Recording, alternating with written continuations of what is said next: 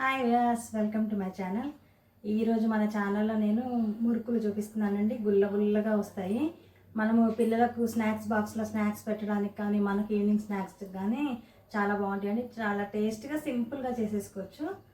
అది ఎలా చేస్తానో ఇప్పుడు చూపిస్తాను. ఎలా చేయాలో చూడండి. చాలా ఈజీగా చేసుకోవచ్చండి. మనము ప్రతిసారి బయట కొనుక్కోకుండా మనమే అప్పుడప్పుడు కొన్ని చేసి పెట్టుకున్నాం అనుకోండి, ఒక వారం రోజులకు సరిపడా మనకు పని ఉండదన్నమాట. అప్పుడప్పుడు చేసి పెట్టామనుకోండి, అలా ఈజీగా చేసుకోవచ్చు. ఆ ప్రాసెస్ ఏంటో చూసేద్దాం ఇప్పుడు. దీనికోసం అండి నేను ఈ కప్తో మెజర్ తీసుకుంటున్నాను. ముప్పావు కప్పు వరకు పుట్నాల పప్పు తీసుకుంటున్నానండి. పుట్నాల పప్పు తెలుసు కదా అందరికీ, మనం చట్నీ చేసుకునే పప్పు. ఆ పప్పు తీసుకుంటున్నాను. ఇది మెత్తగా గ్రైండ్ చేసుకోవాలి. మనం మిక్సీలో వేసేసుకొని మనము అన్నీ ఇది దీంతోనే కొలత, పిండి కూడా దీంతోనే కొలత తీసుకుంటాం. మనము ఇదే కాకుండా ఏ గ్లాస్ కానీ ఏది తీసుకున్నా దాంతోనే తీసుకోండి. కొలత కరెక్ట్గా పర్ఫెక్ట్గా వస్తుంది అనమాట. ఇది మెత్తగా ఇంకా గ్రైండ్ చేసుకున్నాం. ఇది ఒక టిప్ అనుకోండి, అమెజాన్లో తీసుకున్నాను. ఇది కిచెన్ నాప్కిన్స్ లాగా వాడుకోవచ్చు. ఇది ఇలా రోల్స్ వస్తాయండి. మనం ఇక్కడ ఎంత కొంచెం వరకు ఇట్లా షీట్ జాయింట్ ఉంటుంది అనమాట. మనం ఇలా దీన్ని చింపేసుకోవాలి. ఎప్పుడైనా మనకి ఎమర్జెన్సీగా ఏదన్నా వంట చేసేటప్పుడు ఏమన్నా పచ్చిగా ఉన్నాయనుకోండి, వీళ్ళ వెంటనే తుడుచుకోవడానికి ఉంటుంది. స్టవ్ క్లీనింగ్ అది కూడా చేసుకోవచ్చు. ఎందుకు చెప్తున్నా అంటే ఇప్పుడు ఇది జస్ట్ పచ్చిగా ఉందన్నమాట ఈ మూత, అందుకని ఐడియా వచ్చింది. ఇది కూడా చూపిద్దామని చూపిస్తున్నాను. ఇలా ఉందనుకోండి, మనం వెంటనే తుడిచేసుకుంటే మంచిగా డ్రై అయిపోతుంది. ఇది చాలా యూజ్ ఉందండి. ఇది కొంచెం తడిసిపోయినా కానీ మనము వాష్ చేసి ఒక డ్రై అయిన తర్వాత ఒక 2-3 టైమ్స్ అట్లా వాడుకున్న తర్వాత పడేయొచ్చండి. ఇది చాలా యూస్ఫుల్ ఉందండి. ఒక్క రోల్ తీసుకుంటే మనకు చాలా రోజులు వస్తుంది అనమాట. మనం ప్రతిసారి క్లాతులు అందుబాటులో ఉండవు, పాత క్లాతులు. అందుకని ఇది తీసుకున్నాను. చాలా యూజ్ ఉందండి. మీకు కూడా ఎవరికైనా నచ్చితే తీసుకోండి. అమెజాన్లో తీసుకున్నాను నేను. ఇది ఎమర్జెన్సీగా మనకు బాగా పనిచేస్తుంది. ఇంకా ఇది మెత్తగా పొడి చేసేసుకుంటానండి.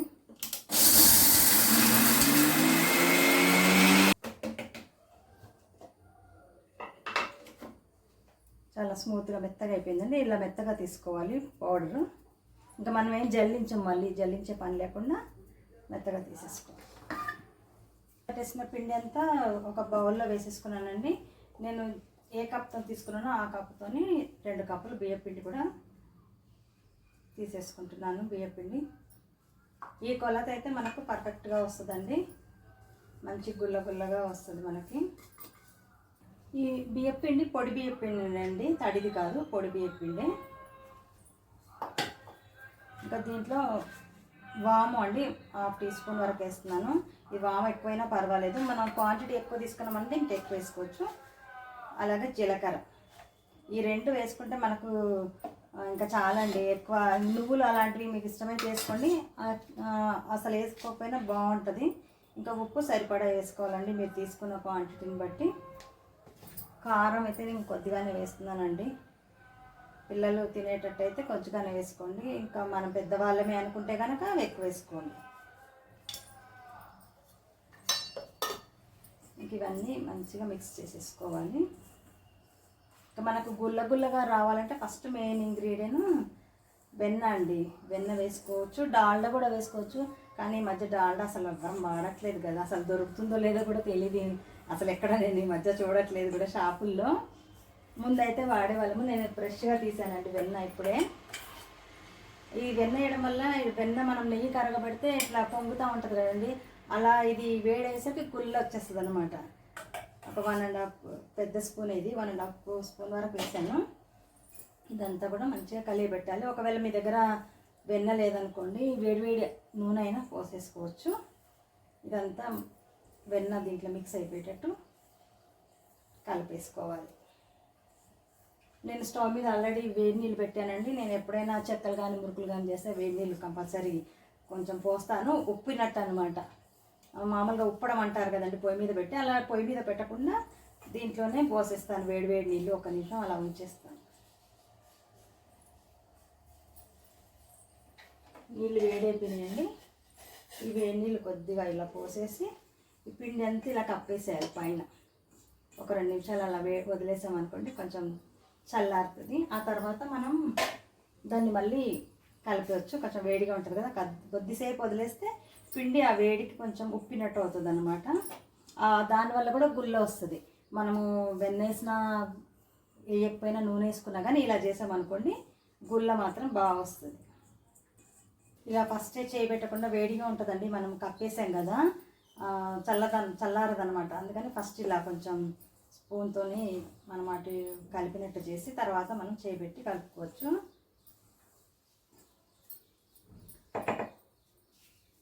కొంచెం చల్లారింది, వేడిగానే ఉంది. ఇంకా యాక్చువల్గా నేనైతే మొత్తం కలపనండి, ఎప్పుడు పిండి కొద్దిగానే ఆ గిద్దలో ఎంత పడుతుందో అంతైనా కలుపుతాను. అలాగైతేనే బాగుంటుంది. పిండి నానిన తర్వాత కూడా అంత బాగుండదండి. ఎక్కువసేపు మనము ఇవి చేసి అవి కాలేలోపు ఈ పిండి నానిపోతూ ఉంటుంది. ఎక్కువసేపు నానితే కూడా బాగా రావు. ఇది కూడా గుర్తుంచుకోండి. కొద్దిగా నేను ఆల్రెడీ ఇంతకుముందు సన్నటి మురుకులు చేసినా కూడా చూపించాను. మేము ఎన్ని కిలోలు చేసినా కానీ అప్పటికప్పుడే కలిపి ఆ గిద్దలకు సరిపడనే కలుపుతాము. అది కాలేలోపు మళ్ళీ కలుపుతూ ఉంటాం అనమాట. ఇదంతా ప్రాసెస్ చేసి పెట్టుకుంటాం, ఇట్లా వేడి నీళ్ళు ఇదంతా పోయడము. ఈ పిండి మాత్రం వాటర్ పోసి మొత్తం తడపం అనమాట. దానివల్ల కూడా గుళ్ళు వస్తుంది. మీరు ట్రై చేయండి. ఇట్లా వెన్న ఇవన్నీ వేయకపోయినా కానీ అలా చేస్తే చాలా బాగుంటుంది, గుల్లగా వస్తుంది. మనకు మెయిన్ గుల్లగా కావాలి. మనం తినగానే నోట్లో పెట్టుకోగానే మనకు కరిగిపోయినట్టు ఉండాలి, కరకరలాడుతూ గట్టిగా ఉండకుండా. అలా పిండి మొత్తం ఒకసారి కలిపితే కూడా అలా అవుతుందండి. పిండి మరి గట్టి కాకుండా మెత్తగా కాకుండా నార్మల్గా కలుపుకోవాలి. ఇంకా వేడి ఉందండి, కొద్దిగా చల్లారినాక నేను స్టవ్ మీద ఆయిల్ పెట్టేసి కలుపుతూ ఉంటాను కొంచెం. ఇంకా స్టవ్ మీద ఆయిల్ కూడా పెట్టేశానండి. ఇంకా నేను ఇది మురుకులు వేయడానికి గిద్ద తీసుకున్నానండి. ఇలా పెద్ద రంధ్రం ఉన్నది, ఇలా స్టార్ లాగా ఉన్నది తీసుకోండి. వీటికి ఇది బాగుంటుంది. పిల్లలకు మనం సన్న మురుకులు పెట్టామనుకోండి కింద అటు ఇటు పాడేస్తారు, సరిగ్గా తినలేరు. ఇది కొంచెం లావుగా ఉంటుంది కదా, ఇదైతే బాగుంటుంది. ఈ సన్నవి అనుకోండి మనం ఎక్కువ క్వాంటిటీ పెట్టాల్సి వస్తే కింద పడేసుకుంటూ ఉంటారు, అవి ఊరికనే విరిగిపోతాయి గుల్లగా ఉండి. ఇవైతే కొంచెం గట్టిగా ఉంటాయి. ఇంకా పిండి కొంచెం చల్లారిపోయిందండి. నేను ఈ గిద్దెలకు సరిపడనే కలుపుకుంటున్నాను. ఒకేసారి మొత్తం కలిపితే మాత్రం నాకైతే నచ్చదండి అసలు. అవి గట్టిగా వచ్చేస్తాయి లాస్ట్వి. మనం ఎంత వెన్న వేసిన ఆయిల్ వేసినా కానీ చివరికి వచ్చేసరికి గట్టిగా అనిపిస్తాయి అనమాట. అందుకని ఎప్పటికప్పుడే కలిపేసి వేసుకుంటాం మేము. ఎప్పుడైతే ఎంత క్వాంటిటీ చేసినా కానీ అలాగే చేస్తాం. మనకు అవి కాలేలోపు మనం ఇక్కడ తడిపేసుకోవచ్చు అండి, అంతా రెడీగానే ఉంటుంది కదా. మనం కలిపేలోపు రెడీ చేసేసుకోవచ్చు. అప్పటికప్పుడు కలిపింది బాగా గుల్లగా వస్తుందని అనిపిస్తుంది నాకు. అలాగే ఎప్పటి నుంచో మేము అలాగే చేస్తాము. ఇది నానబెట్టి అసలు పక్కన పెట్టొద్దండి. మనము పూరీలకు అలా చేస్తాం కదా, నానబెట్టి పక్కన పెడతాం. చపాతీలకు అట్లా చేయొద్దు అసలు అట్లా చేస్తే గుల్లగా రావు.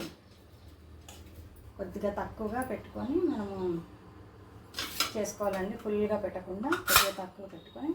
ఇది కూడా అండి నొక్కేది కాకుండా ఇలాంటివి తీసుకున్నారనుకోండి మనకు ఈజీగా ఉంటుంది. ఇలా రెండు చేతులతో నొక్కేది చేతులు నొప్పులు పుడతాయి, బాగా ప్రెస్ చేయాల్సి వస్తుంది. ఇది కొంచెం గన్ టైప్లో ఉంటుంది కదా, మనం ఈజీగా ఇలా నొక్కేసుకోవచ్చు. అవి ఇట్లా రెండు వైపులో పట్టి చేసేవి చాలా గట్టిగా నొక్కాల్సి వచ్చేది. అది ఇంకా అవి మానేసి ఇది తీసుకున్నాను. ఇంకా ఆయిల్ వేడేయాలండి, అయిన తర్వాత వేస్తానండి. ఆయిల్ వేడయ్యేలోపు ఇలా లైన్స్ లాగా ఈ మూత మీద వేస్తానండి. వేసుకో ఇలా కట్ చేసేసి పొడుగ్గా స్టిక్స్ లాగా దాంట్లో కూడా ట్రై చేస్తాను. ఎప్పుడు మురుకుల్లాగా వేస్తాను. ఈసారి ఇట్లా బాక్స్లో పిల్లలకు మంచిగా పెట్టడానికి బాగుంటుంది కదా, పొడవుగా ఉంటే ఇట్లా ఒక్కొక్కటి చేతిలో పట్టుకొని తింటారని ఇది ఇలా వేస్తానండి. ఇలా వేసి చూస్తా. ఈసారి ఇలాగ వేద్దాం అనుకుంటున్నా.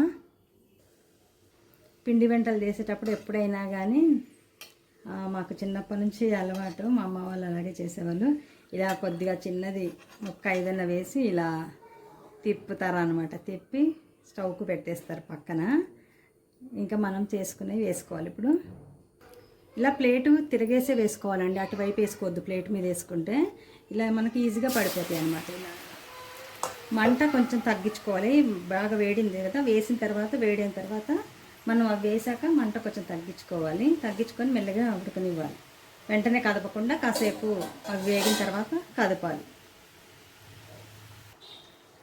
అవి వేసాక కొంచెం మనం మీడియం మంటతోనే వేయించుకోవాలండి. ఎందుకంటే లావుగా ఉన్నాయి కదా, మనకు లోపల వరకు ఉడకాలి కదా, అందుకని మీడియంలో పెట్టుకోవాలి. ఒకవేళ నూనె వేడైన తర్వాత వేసి తగ్గించుకుంటే మనకు లోపల వరకు మంచిగా ఉడికిపోద్దండి. లేకపోతే లోపల పచ్చిగా ఉంటుంది, పైన కాలిపోయి. ఇంకా వేగిపోయినాయండి, ఇవి తీసేస్తాను. మనం డైరెక్ట్ కడాయిలో వేసుకునేటట్లయితే మురుకుల్లాగా వేసుకొని ఇలా విడగొట్టేసుకోవచ్చు తర్వాత వేగిన తర్వాత. అయితే అవి కొంచెం రౌండ్గా వంకరలు వస్తాయని ఇట్లా స్ట్రైట్గా వేద్దామని కింద వేసాను అనమాట. ఆయిల్లో వేస్తే ఎక్కువసేపు వేయాల్సి వస్తుంది, సెగ తగులుతూ ఉంటుంది మన చేతికి. ఆయిల్లో వేస్తే ఇట్లా కట్ చేయాలి. ఇక ఇది కూడా బాగానే ఉందండి, బాగానే వస్తుంది. గొట్టాల్లాగా ఇలా పొడుగ్గా వేసుకోవచ్చు. ఒక చేతితోనే నొక్కేస్తున్నాను, ఇలా కట్ చేయడానికి బాగానే వస్తుంది.